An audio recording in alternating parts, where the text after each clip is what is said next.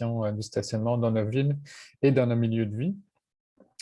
Et bien entendu, si on regarde toute la question aussi des émissions de GES et de l'adaptation au changement climatique, on peut comprendre assez aisément qu'en travaillant sur le stationnement, on a une façon, un moyen d'intervenir à large échelle dans différents territoires et différents contextes pour améliorer la qualité de nos milieux de vie, les rendre plus résilients, plus conviviaux et plus sécuritaires. Je voudrais juste souligner, par exemple, on le voit, on a été très content de constater dans le plan climat de la ville de Montréal, entre autres, que le stationnement prenait une place importante en termes d'action. Donc, on voit que quand on parle de transition écologique, on ne peut pas faire fi de la question du stationnement. Mais je laisserai Romain et Blaise, mes collègues, vous en parler plus longuement dans la présentation qui va venir. Quelques remerciements que je souhaiterais faire dès le début en fait, de cette intervention. Merci d'abord aux 4 autres CRE qui embarquent dans l'aventure, qui ont collaboré étroitement avec nous pour élaborer cette nouvelle phase de la démarche. Je pense que c'est un beau signal et un beau témoin de la vitalité puis de la complémentarité aussi du réseau des CRE. Puis ça montre comment, en fait, collectivement, on peut amener nos actions à une échelle plus large et avoir vraiment un impact très, très intéressant et très fort sur le territoire. On est à 5 CRE, mais je suis sûr que dans les prochaines années, dans les prochains mois, prochaines années, on va pouvoir encore amener la démarche à plus large échelle. Je voudrais aussi remercier les professionnels puis les experts qui s'investissent avec nous, avec le CRE, que ce soit dans le cadre du comité d'experts, mais dans d'autres instances aussi, qui réfléchissent avec nous sur la question du stationnement. Leur temps est très précieux, mais on est très heureux de pouvoir compter sur toute leur expertise dans les différentes démarches et les différentes actions qu'on pose dans le cadre de la question du stationnement. Merci bien sûr au gouvernement du Québec pour son soutien financier qui permet au projet de prendre son envol et de se déployer plus largement. Puis enfin, je voudrais aussi remercier particulièrement Romain Coste, avec qui vous avez eu l'occasion d'échanger en préparation de cet événement, mais qui est un peu notre chef d'orchestre du stationnement depuis plusieurs années au CRE. Et qui va continuer de piloter coordonner cette démarche en collaboration avec les autres CRE au cours des prochaines années. Bref, en fait, c'est juste le début aujourd'hui. Là, on marque officiellement le coup, mais après, le travail va commencer dans les prochains mois et j'ai bien hâte de voir les résultats de la démarche et voir comment ce déploiement va se faire progressivement dans les différentes régions. Donc, merci beaucoup, bon événement. Puis, je repasse la parole à Blaise pour la suite. Merci. Merci, Emmanuel. Alors, oui, on est très content. Je vais faire ma part là, pour rattraper le retard perdu en simplement dire que nous sommes très contents de pouvoir élargir l'attestation stationnement éco-responsable à 4 nouvelles régions parce que, principalement, bon, il y avait de la demande dans certaines régions de la part de propriétaires de pouvoir attester leur démarche pour un stationnement plus éco-responsable. Et puis, parce que aussi, c'est une échelle d'action qui est requise là, pour avoir un impact important sur la mobilité, puis sur l'aménagement du territoire. Alors, avec la démarche, on accueille donc 4 nouvelles personnes qui seront vraiment les points de contact pour cette démarche-là dans chacune des régions. Alors, Romain Coste, qui demeure le chargé de projet pour la région de Montréal, Sarah Verret, qui sera pour la capitale nationale, Ariane Lefebvre pour le centre du Québec, Myriam Goulet pour Laval et Judith Lavoie pour la Montérégie. Alors, on souhaitait donner un petit temps de parole à chacune de ces personnes, en commençant par la région de la capitale nationale, qui aujourd'hui va être représentée par Pauline Robert. Alors, oui, bonjour. Pauline. Bonjour, Bonjour. Pauline. Je suis directrice générale adjointe au CRE Capital National. Sarah est avec moi aussi, d'autres personnes de l'équipe, mais je voulais représenter l'équipe, montrer que je les soutiens. On est très fiers au CRE Capital National de participer au projet et au lancement d'aujourd'hui. Pour nous, ça vient compléter une grande initiative qu'on a lancée à l'automne, le réseau de Ville Éponge, qui a pour mission de favoriser l'essor des infrastructures vertes pour la gestion des eaux pluviales en milieu bâti, entre autres avec les efforts de toute la communauté.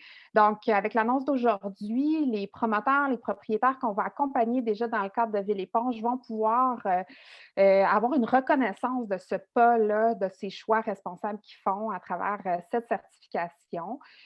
Donc, ça amène notre projet beaucoup plus loin. Donc, on en est très fiers. Et dans notre région, la région Capitale-Nationale est très grande. Ce n'est pas que la ville de Québec. Ça s'étale beaucoup plus que la ville de Québec. On a non seulement les enjeux d'un grand centre urbain avec nos grandes aires de stationnement autour des commerces, institutions scolaires, institutions gouvernementales, donc d'immenses aires de stationnement à repenser. Mais en dehors de la ville aussi, il y a aussi de l'étalement urbain qui se fait dans des villages. Là. Les commerces, souvent, s'installent en dehors des centres des villages, ce qui crée aussi de l'étalement, finalement. Donc, on retrouve ces enjeux d'îlots de chaleur et de gestion des eaux de pluie aussi partout dans notre région. Donc, pour nous, repenser la façon de faire les stationnements, c'est très, très important. Ville Éponge, pour nous, a déjà un bon accueil, mais on est convaincus qu'avec le volet stationnement éco-responsable, avec cette certification-là, on va vraiment amener la région à un autre niveau.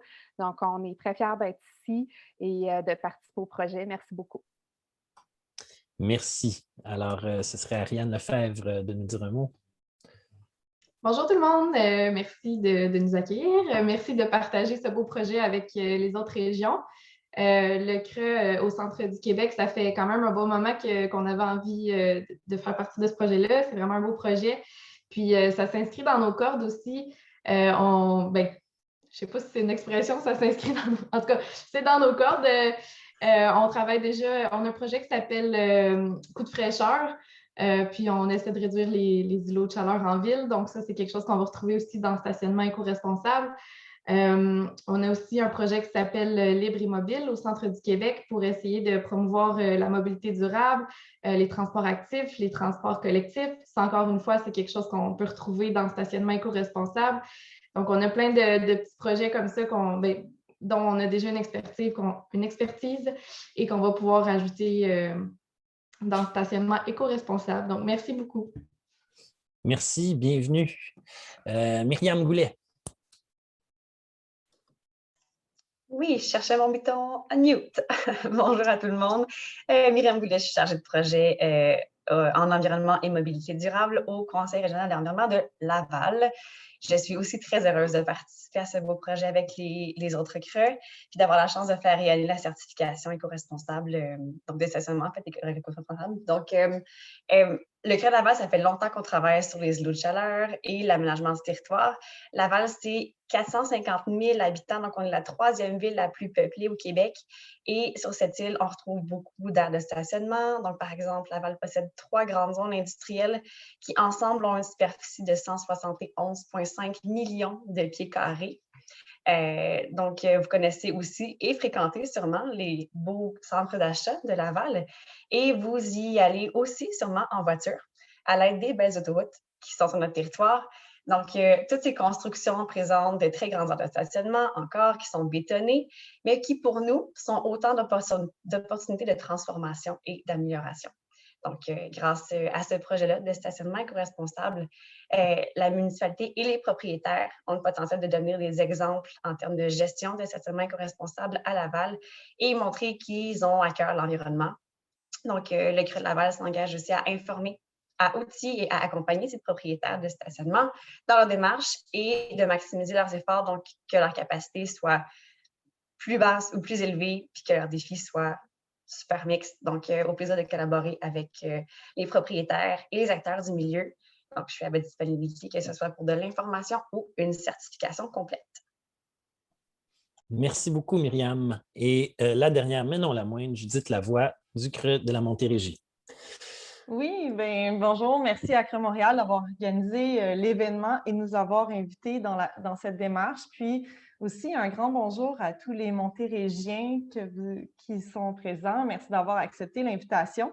Puis vous êtes vraiment en grand nombre, ce qui démontre qu'on a en Montérégie la chance d'avoir plusieurs acteurs qui sont déjà mobilisés ou qui s'intéressent déjà à la thématique du stationnement. Puis on a aussi plein de beaux exemples déjà qu'on a bien hâte de vous faire découvrir. Le CRE Montérégie, on est bien sûr aussi très fiers de pouvoir participer à cette démarche, surtout que pour nous, c'est aussi un projet qui est très rassembleur.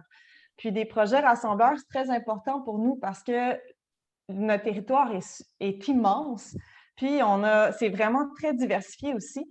Puis on pense que c'est vraiment un des projets qui va rejoindre la plupart de nos partenaires. Donc, qu'on soit au centre-ville, en banlieue, en milieu rural, mais le stationnement, il est là, il est partout, comme le CRE Capitale Nationale disait. Donc, on est capable d'aller chercher tout le monde. Puis aussi, mais quand on regarde les enjeux que la démarche couvre, donc quand on aborde les îlots de chaleur, la gestion des pluies, donc on a beaucoup de surverses en Montérégie, puis aussi tout l'enjeu d'accessibilité en mode de transport durable, mais c'est vraiment des enjeux qui sont partagés par l'ensemble de nos MRC. Puis, à part d'être rassembleur, un autre élément qu'on trouve très important de ce projet-là, c'est de remettre l'humain dans ces espaces qui sont inertes et artificiels. Donc, on n'y pense pas, mais le stationnement, c'est un peu la porte d'entrée de nos milieux de vie, des lieux qu'on visite quotidiennement, puis ils sont peu accueillants pour l'instant. Puis pour nous, cette démarche-là, c'est de repenser le stationnement pour les rendre plus sécuritaires, plus vivants, plus inclusifs et plus verts pour que l'humain puisse se réapproprier un peu ces liens-là, ce lieu-là. Puis on trouve que c'est vraiment un plus pour notre territoire de pouvoir offrir ces lieux en retour. Donc, merci encore. Merci infiniment, Judith. Et donc là, je pense qu'il y a beaucoup de personnes dans la salle qui attendent d'en savoir un peu plus sur la démarche et puis l'attestation stationnement éco-responsable comme telle. Alors, je céderai la parole à Romain Coste, qui est chargé de projet de la campagne stationnement éco-responsable. Merci beaucoup, Blaise. Romain Coste, je coordonne la campagne Stationnement éco-responsable depuis son lancement en 2017 à Montréal. Peut-être que certains et certaines d'entre vous ont déjà communiqué avec moi. Pour les autres, bienvenue. Puis ça nous fait vraiment plaisir de pouvoir à l'avenir collaborer avec vous. Donc, je pense que vous devez être nombreux à vous demander qu'est-ce que la démarche Stationnement éco-responsable. Donc, c'est ça que je vais vous présenter un petit peu dans les prochaines minutes, cette fameuse démarche stationnement éco-responsable, donc qui depuis cette année se présente en 2 volets. Donc le premier volet, qui est depuis 2017 à Montréal, puis qui va être bien évidemment proposé dans les 4 autres régions, Capitale-Nationale, Centre du Québec, Laval et Montérégie, c'est vous accompagner dans vos projets de stationnement. Le processus un petit peu là-dedans, c'est qu'on vient vous outiller puis vous accompagner tout au long du projet pour essayer de gérer et aménager de façon plus éco-responsable vos stationnements. Par le fait de vous outiller, de vous accompagner, donc on travaille autant avec vous qui pourriez être propriétaire d'un stationnement, mais aussi si vous êtes une firme d'aménagement, d'architecture, c'est vraiment un travail collectif. Et on peut vous accompagner de façon personnalisée, donc bien suivre votre projet, essayer de vous proposer des pistes pour créer le meilleur projet possible, puis vous mettre en contact aussi si vous avez besoin avec des experts selon les besoins que vous avez dans le projet, pour après aller calculer le score de votre stationnement. Et c'est un peu ça le cœur de cette démarche, c'est l'attestation. Et pour recevoir l'attestation, il faut que le stationnement réponde à un certain nombre de critères que je vais vous présenter après. Puis, une fois que ces critères sont bien établis dans votre projet, vous pouvez par la suite poser une candidature pour essayer de recevoir l'attestation et après faire rayonner votre projet. Donc ça, c'est un peu le processus qu'on a depuis 4 ans au niveau des stationnements. Et on ajoute cette année un nouveau volet qui est la réglementation municipale. Donc c'est quelque chose sur laquelle on se penche depuis 1 an à aller chercher justement les meilleures pratiques en réglementation municipale un petit peu partout au Québec.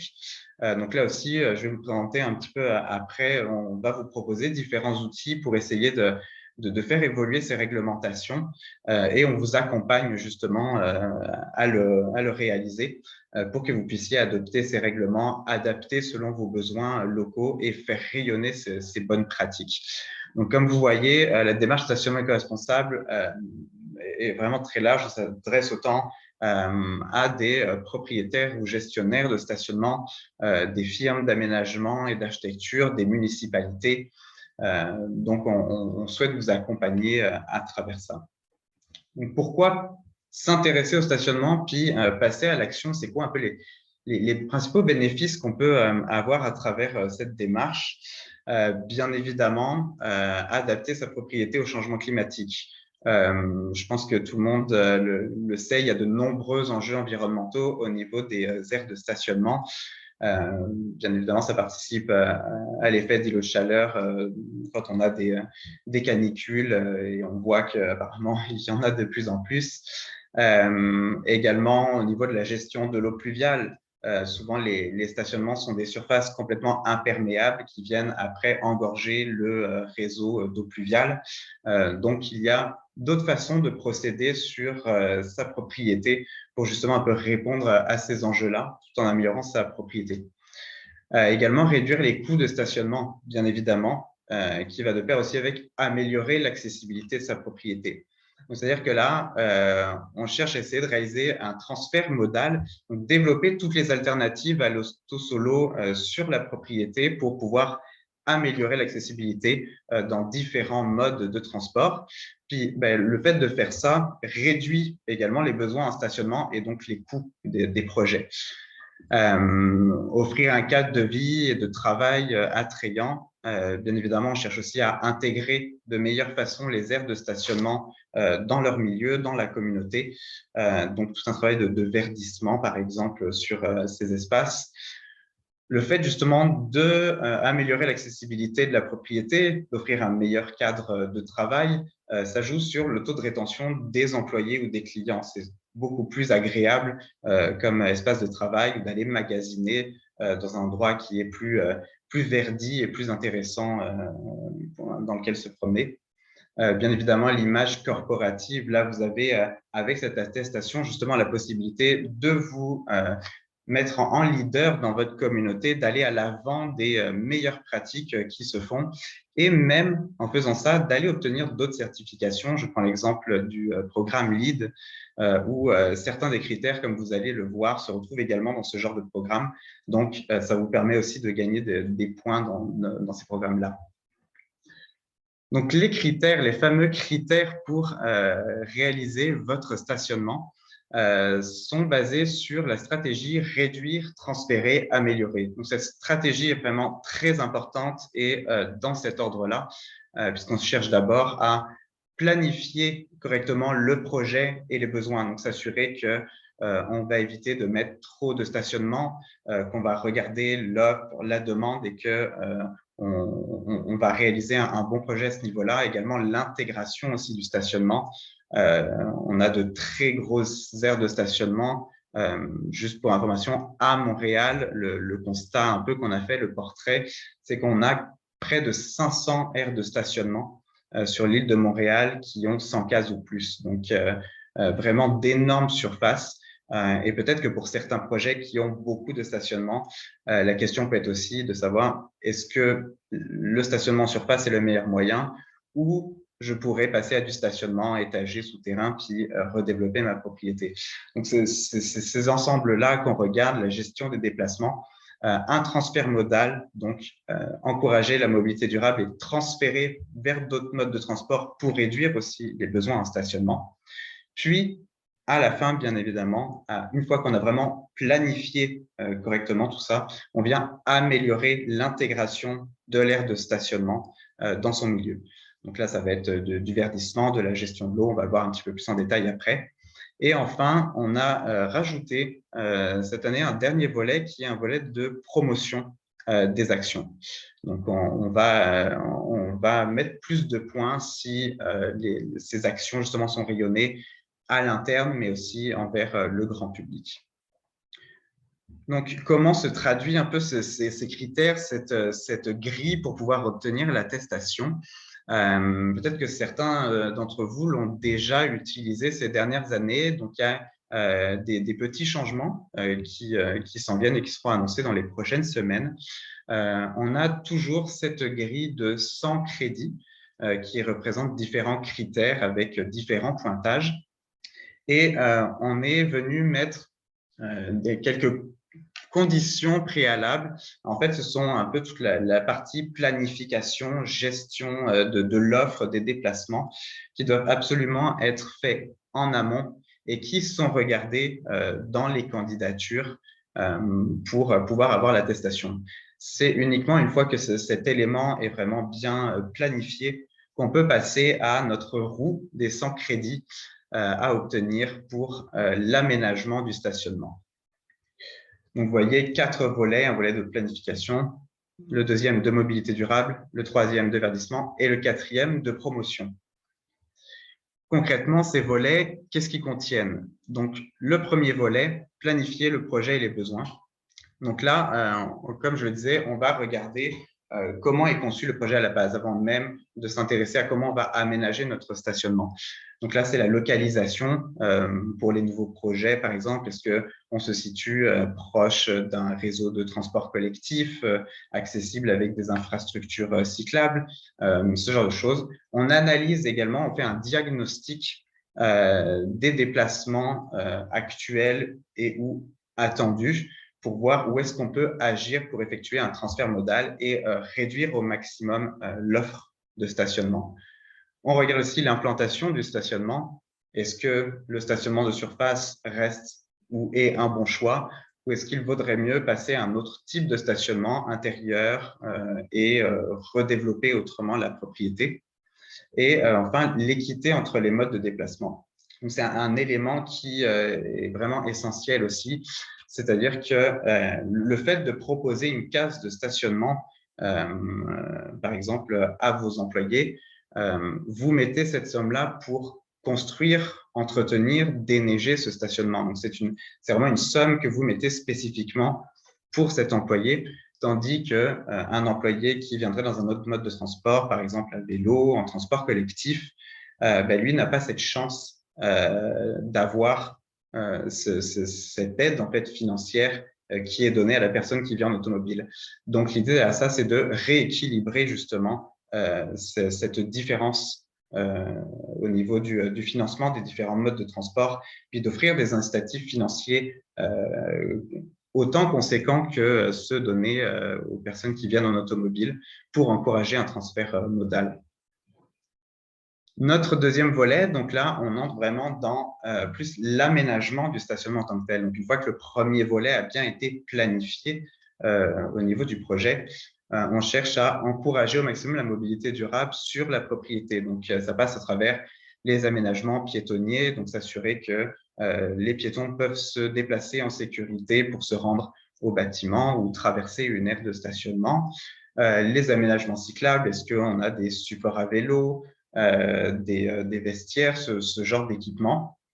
Les cases préférentielles, donc là, des cases avec des bornes de recharge pour les véhicules électriques, des cases réservées au covoiturage, à l'autopartage, si possible près de l'entrée des bâtiments pour justement favoriser ces modes de déplacement, et la valorisation du transport collectif.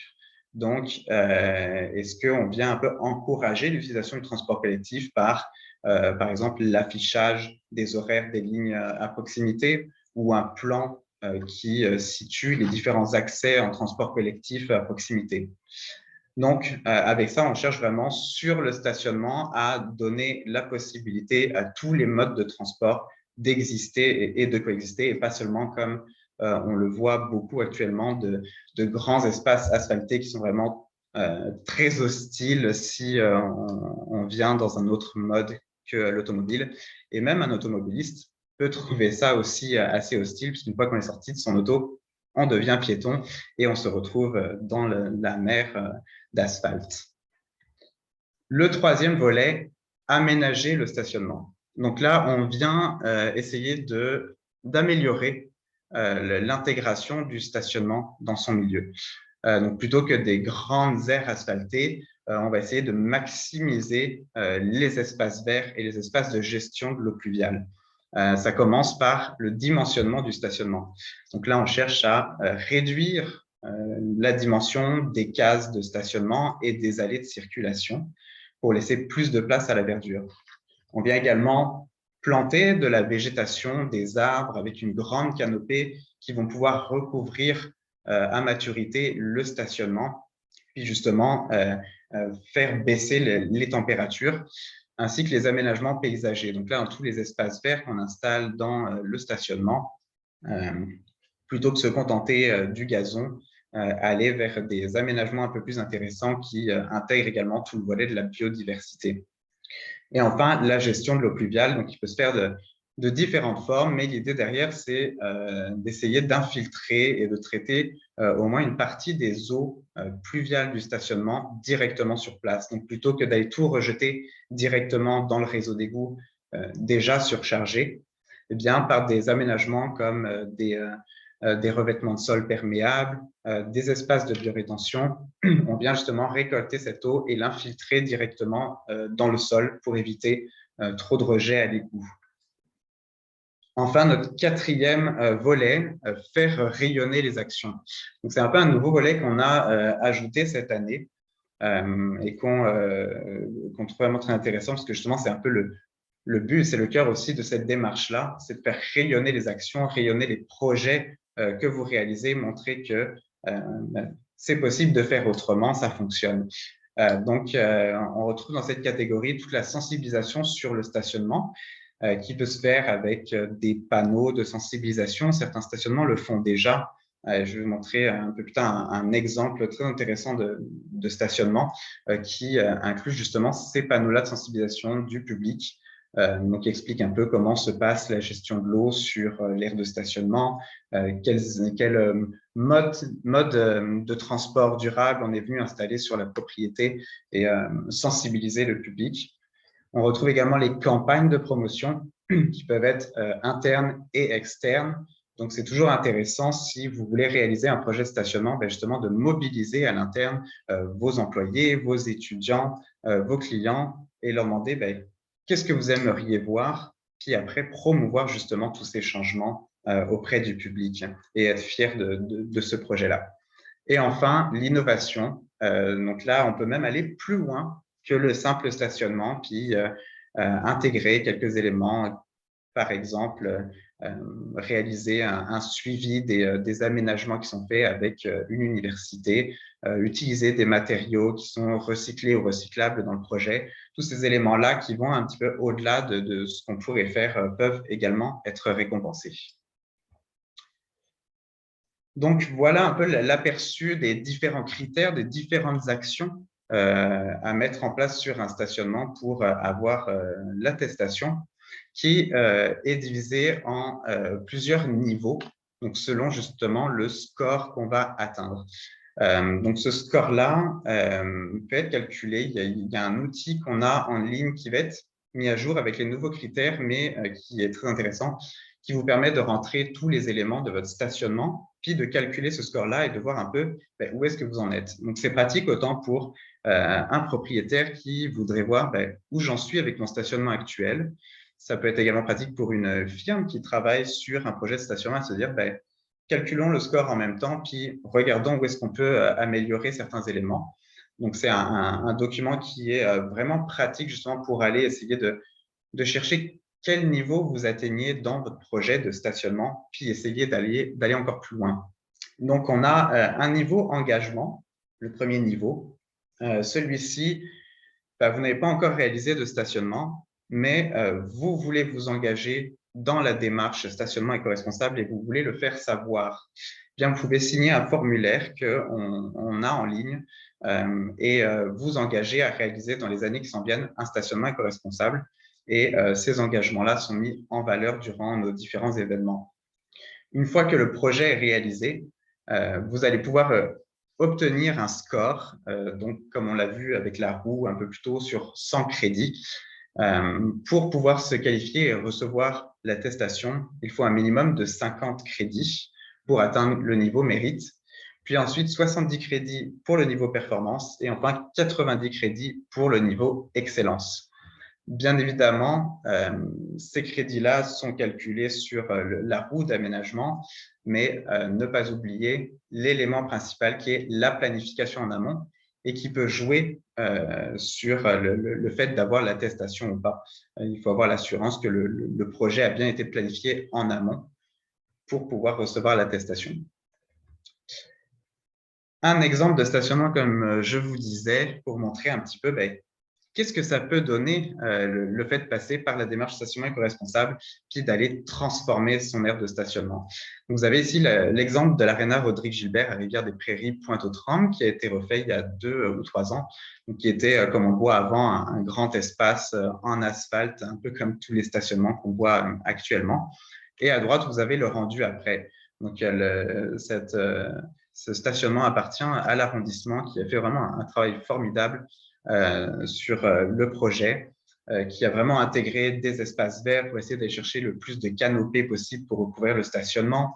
Une partie du stationnement est fait également en revêtement de pavés de béton drainant, donc à la fois clair pour lutter contre les îlots de chaleur, mais aussi perméable pour gérer l'eau directement sur place.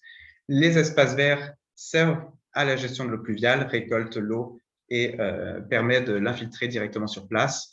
On a tout un réseau piétonnier qui a été créé à travers le stationnement pour justement retisser un peu les liens dans le quartier à travers l'espace de stationnement. Et sans doute l'élément le plus important, on a eu une forte réduction de la quantité de stationnement. Parce que c'est ça aussi qui est visé en priorité, c'est d'aller réduire l'offre en stationnement. Et donc là, on a un bel exemple où sur un stationnement qui avait un peu plus de 200 cases, on est passé à un peu plus de 100 cases de stationnement. Et comment ils ont réalisé ça? Tout simplement, ils ont optimisé leur stationnement. On a une école juste de l'autre côté de la rue qui a également un stationnement.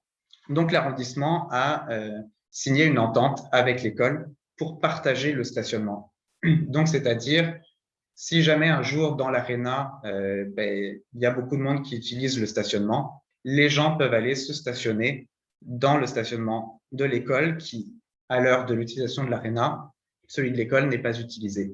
Donc, c'est une bonne manière aussi de réduire le stationnement en utilisant aussi le stationnement qui existe autour. Donc, vraiment de mutualiser, partager le stationnement pour réduire.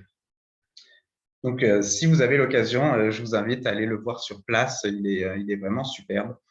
Puis, vous y retrouvez, comme je disais un peu avant, différents panneaux à travers le stationnement qui expliquent qu'est-ce qu'a fait l'arrondissement au niveau de la biodiversité dans le stationnement, au niveau de la gestion de l'eau, de la mobilité. Donc, c'est vraiment très intéressant. Il y a tout un petit parcours à faire que je vous invite à découvrir. Tous ces critères, donc avant de passer la parole à mon collègue Eric, tous ces critères sont établis avec nos partenaires, bien évidemment, des 4 CRE, mais aussi avec un comité d'experts que mon collègue Éric Perrault va avoir le bonheur de vous présenter. Donc, ce comité d'experts nous aide justement à établir ces différents critères pour remettre l'attestation, mais c'est eux aussi qui étudient les candidatures de stationnement qui sont déposées. Donc, c'est par eux, si jamais vous déposez une candidature, que votre projet va passer. Et on les remercie donc infiniment de donner ce temps-là et d'être avec nous dans cette belle démarche. Donc, je cède la parole à mon collègue Éric Perrault du CRE du Centre du Québec qui va vous présenter les membres de ce comité d'experts. Oui, merci Romain. Donc, la belle démarche qui vous a été présentée va être encadrée par une belle équipe d'experts, des gens, vous allez voir, vous allez être en mesure vous-même de constater la qualité des intervenants qui vont encadrer cette démarche-là. Donc, je vais y aller par ordre alphabétique là, des noms de famille. Je pense que ça correspond à l'ordre qu'on voit, l'ordre des photos qu'on voit à l'écran. Alors, en premier, on a Mélanie Baudouin.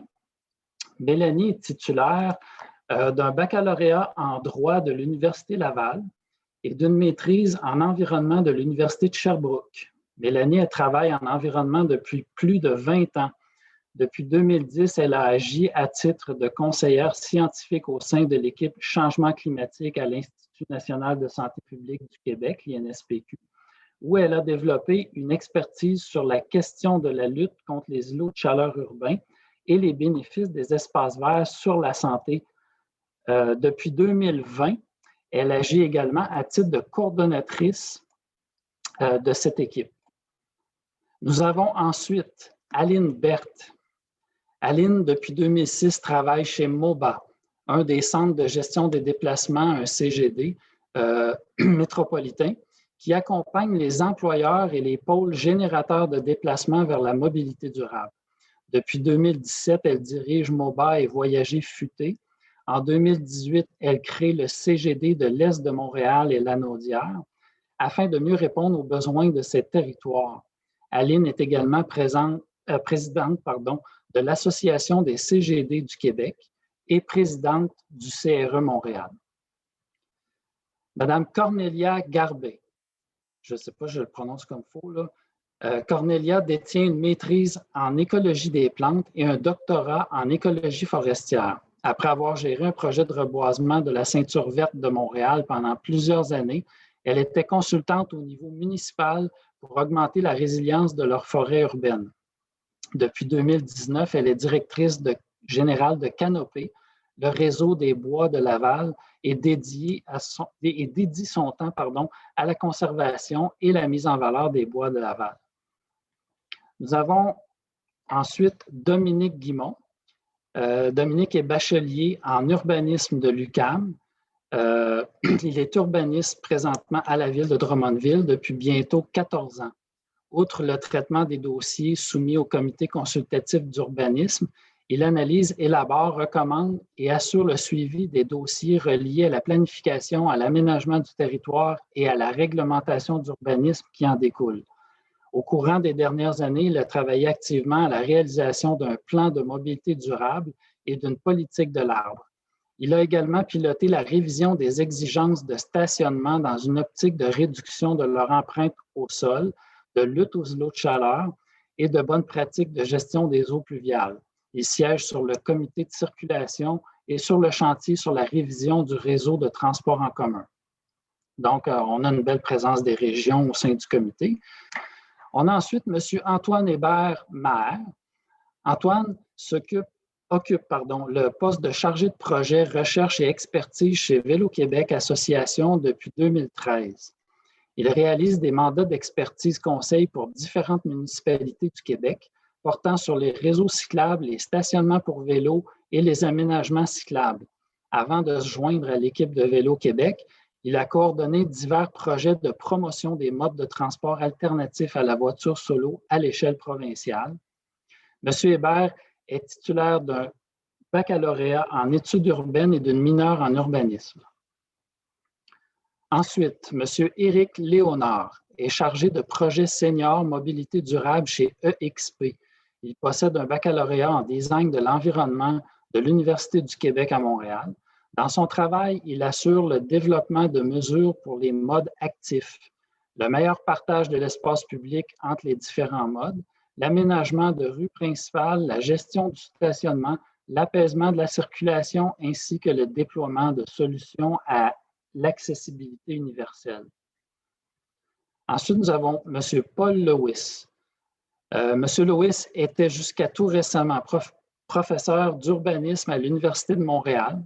De 2014 à 2018, il a occupé le poste de doyen de la faculté de l'aménagement, laquelle regroupe 3 écoles, celles d'architecture, de design, d'urbanisme et architecture de paysage. Et de 2018 à 2020, il était vice-recteur associé aux relations avec les diplômés, aux partenaires et à la philanthropie. Ses recherches portait notamment sur le développement urbain et immobilier, le commerce de détail et bien sûr la gestion des infrastructures de transport.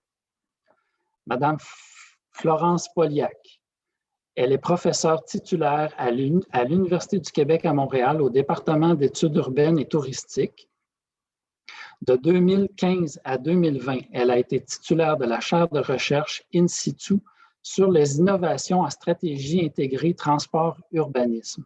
Depuis juin 2020, elle dirige la chaire internationale sur les usages et pratiques de la ville intelligente. Les recherches de la professeure portent notamment sur l'analyse des politiques urbaines et de la planification dans le champ de l'urbanisme, de la gestion des transports et de la mobilité urbaine. Ensuite, nous avons M.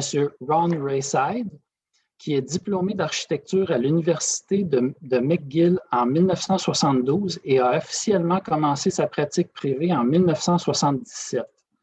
En 2000, il a fondé la firme Rayside Architectes, qui deviendra Rayside Labossière Architecte en 2011.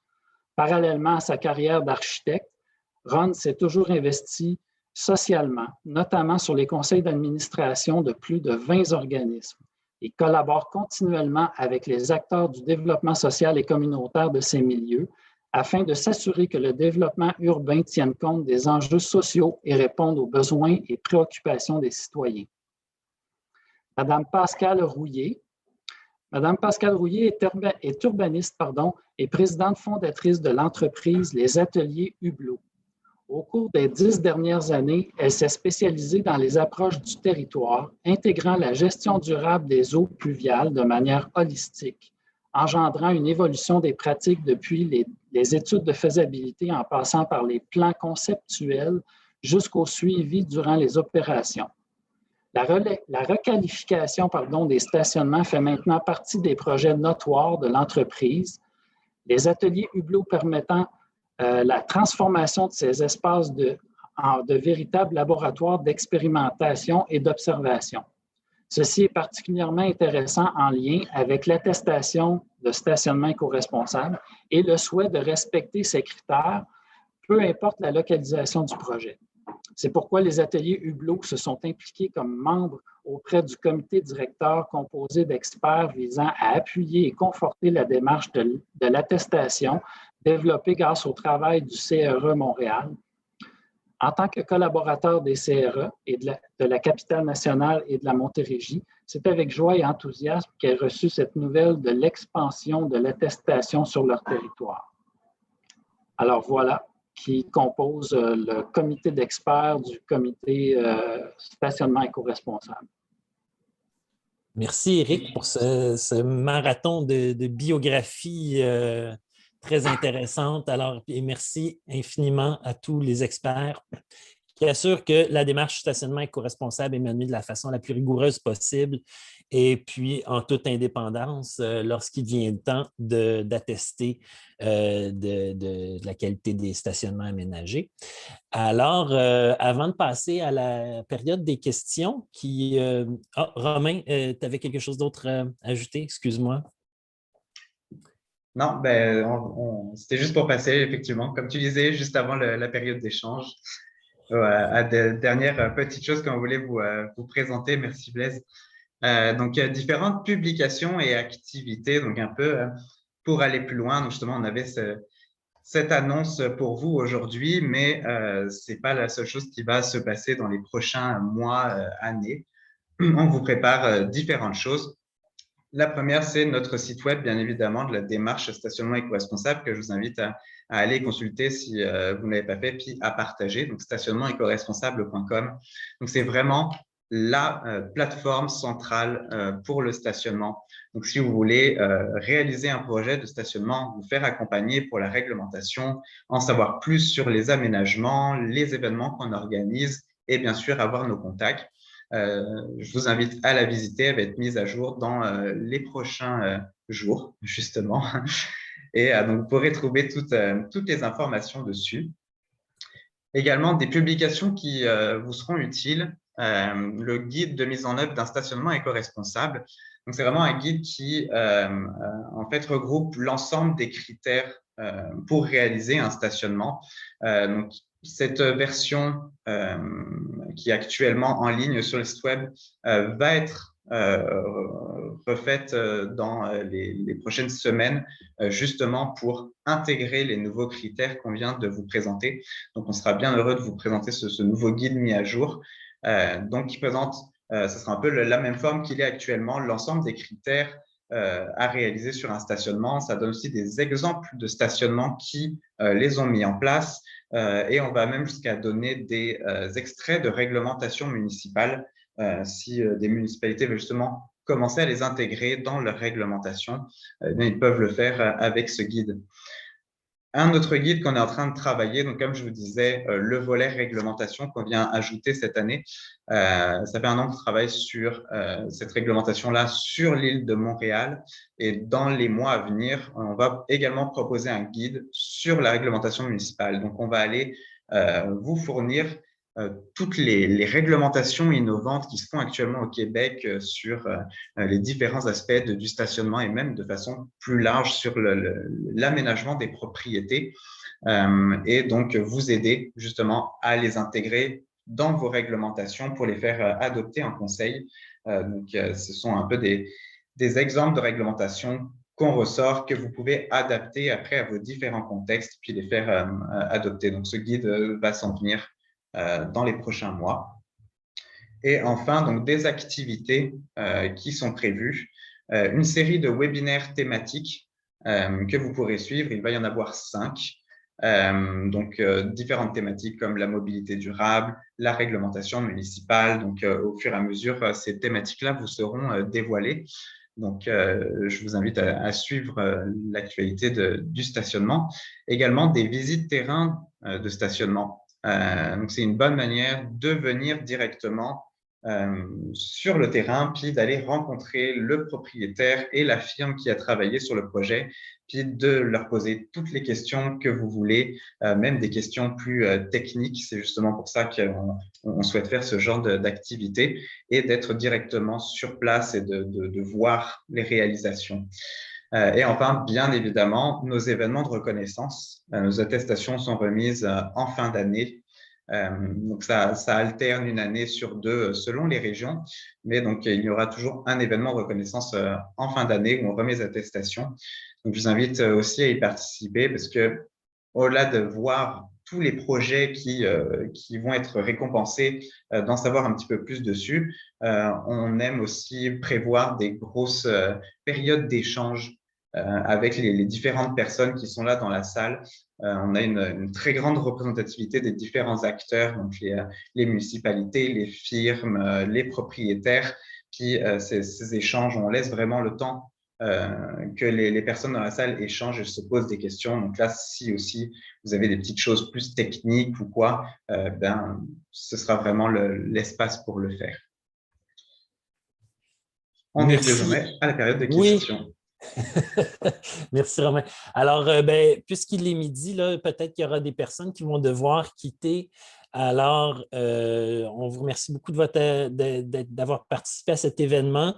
Vous allez retrouver dans l'onglet discussion ou le chat, vous allez retrouver la liste des chargés de projet ainsi que les courriels là, pour contacter ces personnes-là si vous avez des questions, si vous voulez rester en contact. Vous allez pouvoir le faire avec ces adresses-là. Et puis sinon, nous, on va rester une dizaine de minutes en ligne là, pour répondre aux questions. Vous pourrez inscrire vos questions dans l'onglet discussion, là, le chat qui se trouve en bas de votre écran. Alors, on va fonctionner de cette façon-là pour la prise de questions. Et je vais commencer tout de suite avec la première question. Pourquoi le projet ne s'étend pas jusqu'à la région des Laurentides, Romain? Oui, c'est sûr qu'on aurait aimé ça, le faire à travers le Québec. Pour le moment, on réalise vraiment sur quelques régions, on fait ça de façon plus périodique. On est financé par le gouvernement du Québec pour réaliser ce projet-là à 5 régions. Donc, on souhaite vraiment débuter petit à petit pour avoir l'ensemble un peu les 5 régions en fait qu'on a sélectionnées. sont vraiment représentatives un peu de l'ensemble des contextes qu'on retrouve au Québec. Donc, ça va nous permettre aussi d'adapter nos outils, d'aller chercher le plus d'informations possible sur l'ensemble de ces contextes-là, puis de pouvoir après adapter l'ensemble de nos outils, notre site web, etc., pour pouvoir après étendre éventuellement, enfin, on l'espère en tout cas, la démarche stationnement éco-responsable à l'ensemble du Québec. Merci. Donc, des raisons principalement de critères de financement.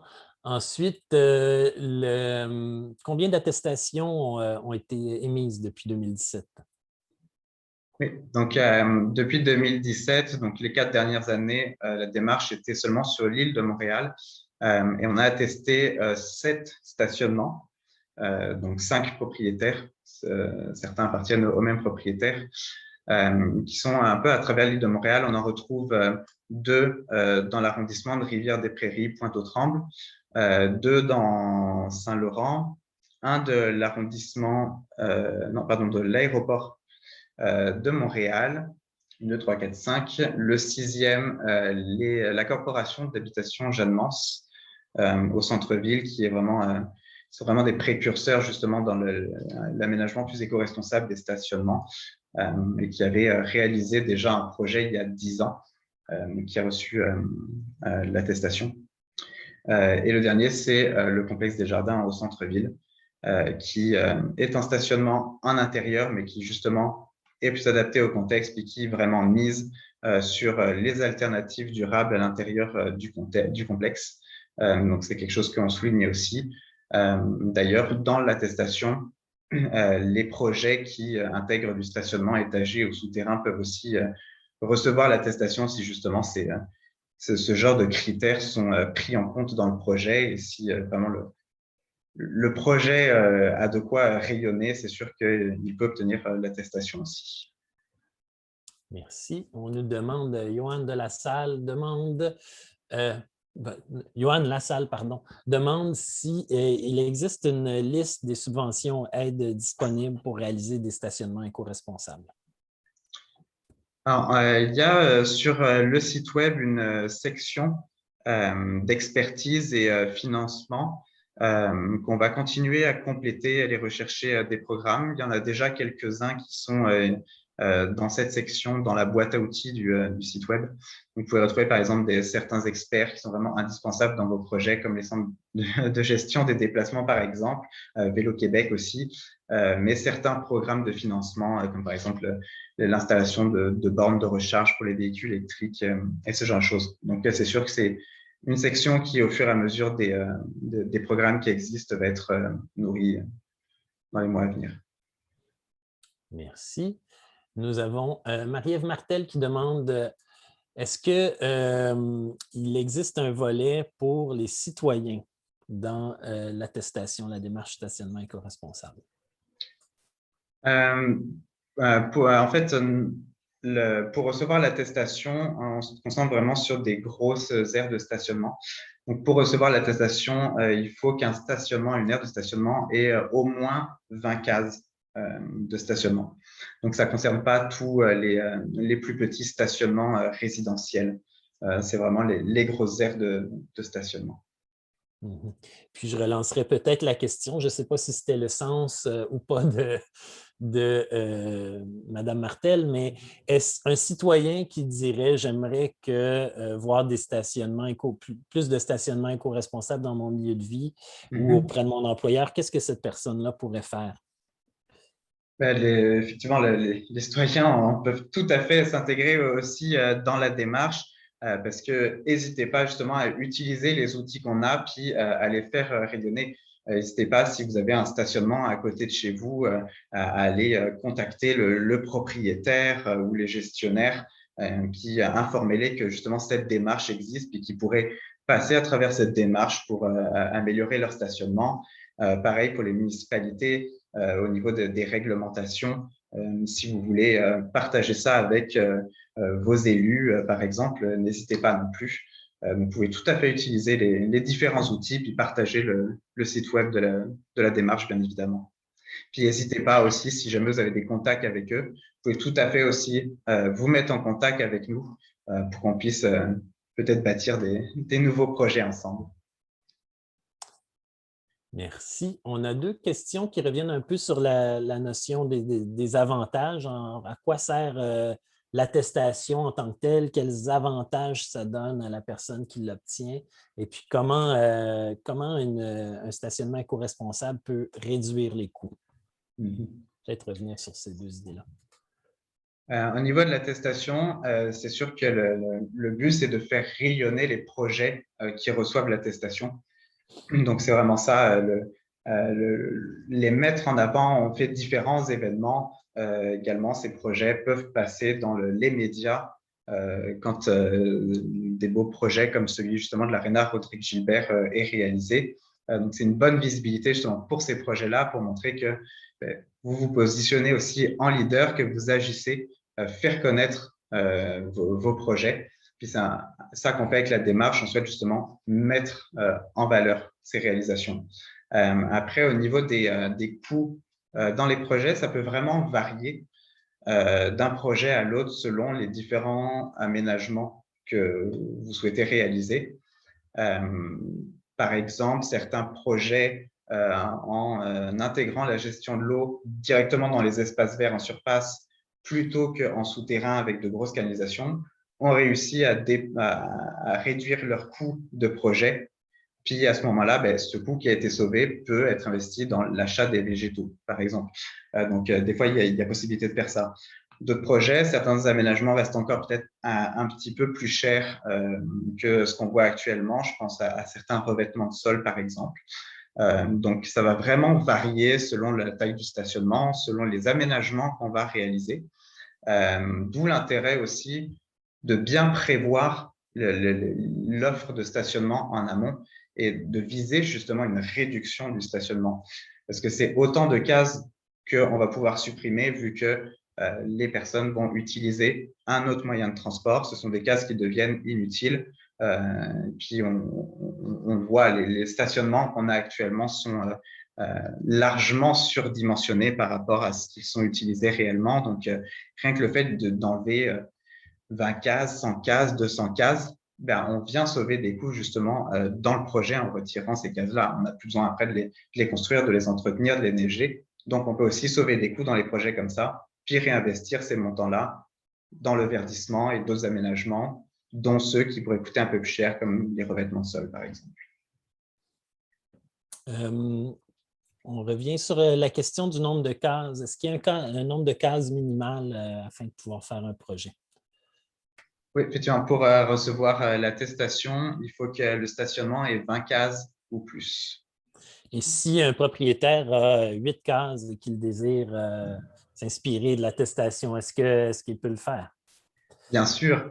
C'est sûr qu'on n'ira pas remettre l'attestation pour ce projet, mais bien sûr, vous êtes totalement encouragé à utiliser les outils, à vous inspirer des aménagements qui se font même dans les stationnements plus gros pour vos petits stationnements, parce que c'est ça aussi qui va faire la différence. Là, on parle des grosses aires de stationnement, mais partout à travers la ville, on retrouve des plus petits stationnements, 1 case, 2 cases, 5 cases par-ci par-là, mais au final, c'est énorme. C'est plusieurs millions de cases de stationnement dans la région de Montréal. Donc, si chacun dans son petit stationnement aménage autrement, l'effort collectif est vraiment énorme. Merci. François Pépin demande, est-ce que la démarche pourrait s'appliquer à l'agrandissement d'un stationnement d'un immeuble à logement résidentiel? C'est sûr que la visée première pour recevoir l'attestation, on vise la réduction de l'offre de stationnement.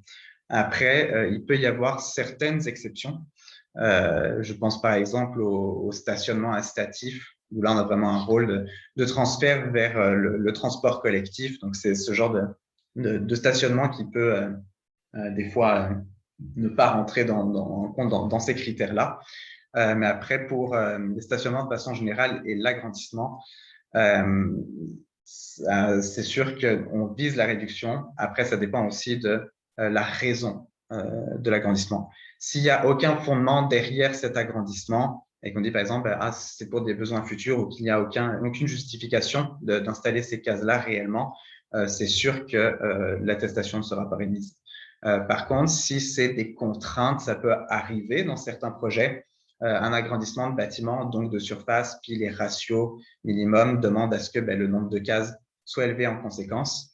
C'est sûr que là, c'est des cas très particuliers qui pourraient éventuellement déroger à ça. Mais après, ça dépend vraiment du cas. Puis, il y a toujours moyen, même dans ces cas de figure-là, peut-être d'entrer ensemble en contact aussi avec l'arrondissement, puis d'essayer de ne pas avoir cette augmentation de cases. Donc, c'est quelque chose qui peut être fait également. Alors là, on s'adresse vraiment au volet de planification, de l'attestation, des critères préalables, et puis donc de l'accompagnement avec les chargés de projet pour réussir à vraiment optimiser l'espace puis les déplacements en fonction de répondre bien aux besoins. Et évidemment aussi au jugement précieux du comité d'experts qui va venir attester du sérieux des besoins puis de la démarche là, pour savoir si cette augmentation-là, elle est justifiée ou non. Alors, on a un commentaire de Pierre-Luc Cauchon de l'Office municipal d'habitation de Québec qui souligne son enthousiasme et puis son intérêt à faire des aménagements là, au niveau des 400 immeubles sur le territoire de la Ville de Québec. Alors, merci. Merci de cet enthousiasme, de cet engagement. Est-ce que nous avons des cibles quant au nombre de places de stationnement à être éliminées? Dans les projets en tant que tels ou de façon générale? Je pense dans le cas de la campagne de la démarche stationnement éco-responsable. C'est sûr qu'on cherche à avoir le plus de stationnement possible qui sera attesté. Donc, c'est là aussi le rôle que tout le monde s'y mette, puis justement fasse percoler toutes ces informations-là à tous les propriétaires pour essayer de ne pas laisser échapper des projets qui pourraient passer. C'est sûr qu'on ne peut pas avoir les yeux partout, mais les résultats, on les fait aussi ensemble. Donc, le but, c'est vraiment d'avoir le plus d'attestés possible, autant pour les propriétaires, mais aussi travailler avec les municipalités justement pour changer les réglementations. Donc, plus on en aura, et mieux c'est. Parfait. Et puis, il y avait Mme Martel qui avait une question vraiment sur les cibles de stationnement de places à être éliminées. Donc, on dit on vise à réduire le nombre de cases. Est-ce qu'il y a un objectif de nombre de cases dans le cadre de la démarche stationnement éco-responsable? Dans les projets, il n'y a pas un objectif précis pour les projets, dans le sens où ça va vraiment dépendre du contexte. On ne traiterait pas de la même manière un stationnement qui aurait 500 cases, puis qui en réalité en utiliserait que 200, puis irait vers une réduction de 200 cases, par exemple, versus un stationnement qui a, je ne sais pas moi, 30 cases déjà, puis qui va peut-être en retirer une ou deux. On a des projets qui sont extrêmement différents. Donc, il n'y a pas de cible à proprement parler dans chaque projet. Par contre, après, c'est quelque chose qui est regardé par le comité d'experts. Quand on va voir la candidature, ça, c'est des choses qu'en posant une candidature, il faut expliquer la raison du retrait, combien on en retire. Puis après, c'est aussi le comité d'experts qui va regarder, est-ce que c'est suffisant? Est-ce qu'on peut aller plus loin ou pas? Puis après, ça peut éventuellement jouer. C'est sûr que s'il y a un énorme stationnement puis qu'on retire qu'une case, bon, c'est sûr que ça passera peut-être pas de la même manière que si on en retirait 100. Donc, sans avoir de cible précise sur les projets, c'est sûr que la cible de base, c'est de réduire. Et après, c'est analysé. Bon, oui. Donc, c'est vraiment une question de diagnostic, d'avoir un projet qui répond bien aux besoins identifiés. Donc, ça, c'est ça. C'est vraiment dans l'étape préalable là, qui est très, très importante. Je pense que la réponse servirait aussi au nombre de cases, par exemple, pour les véhicules électriques ou en autopartage, où c'est un petit peu la même démarche là, de faire un diagnostic et puis de venir avec une réponse aux besoins. C'est bien ça? Hein? Oui. Et puis, on va y aller avec une dernière question avant de terminer. Là. Il est déjà 12h20 bientôt. Alors, peut-être élaborer un peu plus sur l'impact des stationnements sur les îlots de chaleur. Donc, en quoi un stationnement éco-responsable réduit cet impact-là, puis peut-être définir un peu c'est quoi les îlots de chaleur. Au niveau des îlots de chaleur, en fait, c'est vraiment par rapport à l'albédo des surfaces, des matériaux qu'on a sur place. Donc, plus sont les matériaux aussi, mais plus la couleur va être sombre, plus ça va absorber les rayons du soleil, la chaleur, et plus justement ça va la retransmettre dans l'air ambiant et donc augmenter les températures locales. Donc, si on fait la comparaison entre une aire de stationnement en plein soleil, en plein été, on va peut-être avoir du 40-50 degrés, tandis que si on se déplace vers un coin avec des arbres un petit peu plus boisés sur le côté, on va peut-être se retrouver avec 25 degrés. Donc, c'est vraiment cette différence de température, le fait que la température ambiante augmente de façon locale. Et la raison principale, c'est vraiment le type de revêtement de sol qu'on utilise, l'asphalte, où on a vraiment de très grandes aires qui viennent accentuer cet effet. Donc, l'objectif, c'est vraiment de trouver des solutions pour contrer cet effet-là. Donc, ça peut passer par différentes solutions, la principale étant la plantation d'arbres. C'est pour ça que dans un projet, par exemple, si on veut avoir le maximum de points au niveau de la plantation d'arbres, il faut atteindre 40% de couverture par la canopée des arbres. Ça veut dire que l'ensemble du feuillage des arbres doit, en vue de plan, recouvrir 40% de la surface du stationnement. Donc déjà, on vient diminuer cet effet avec la plantation d'arbres, également les végétaux qu'on va mettre dans les espaces verts qui vont jouer aussi dessus. Puis on peut compléter aussi avec certains revêtements de sol qui sont clairs. Donc sur la photo qu'on voit là, on en a par exemple les pavés de béton drainants que je parlais un peu plus tôt. Donc ce genre de revêtement clair également fait diminuer ces températures-là. Puis il y a d'autres types de revêtements. Dans Saint-Laurent, il y en a à base de végécol, qui est une matière végétale qui remplit exactement le même rôle. Bon, parfait. Merci infiniment, Romain, pour ces nombreuses réponses. Je viens de remettre dans le fil de discussion les contacts pour chacune et chacun des chargés de projet de chaque région.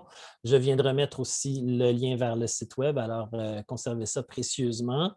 Et puis, donc, il ne me reste plus qu'à vous remercier infiniment pour votre participation et vous rappeler que puisque nos autos sont stationnées 95 ou 90% du temps, c'est vraiment un levier très important de la mobilité que le stationnement éco-responsable d'un point de vue des propriétaires de stationnement, mais également de chacune des municipalités. Alors, merci beaucoup pour votre présence et puis suivez les actions qui vont se dérouler dans chacune des régions pour un stationnement plus éco-responsable dans 5 régions du Québec et bientôt, je l'espère, dans tout le Québec. Merci beaucoup. Bonne journée.